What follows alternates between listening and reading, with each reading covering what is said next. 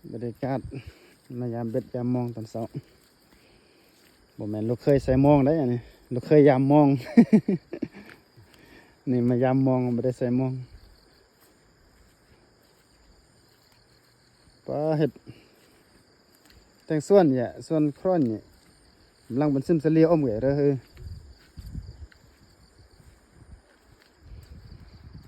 นี่เด้อบรรยากาศแคมป์คลองมายามมองเอากองรถมานำมาลอยน้ำเอาใส่ยืดเล็กเขาก็ต้องเอากองรถมาใส่มานำเสียนผ่ายามมองมีส่วนมีคนมาใส่เบ็ดใส่มองก็มีคนมาขุดจีนายไตเขียดไตหยังก็มีเนาะตอนเช้ามาโลจับเขียดก็มาโลแถวนี้แหละจะมีกองขี้เหงื่อมีตุกนกตุกน้ำเนี่ยก็สามารถแบบมาจับมาอะไรจับเบิ่งเขียดเอามีหลายอย่างตามธรรมชาติบ้านนอกแหละมันก็มีประมาณนี้แหละมีกบมีเขียดมีปูมีปลาตามน้ำตามห้วยเอาก็มาซอกเบิ่ง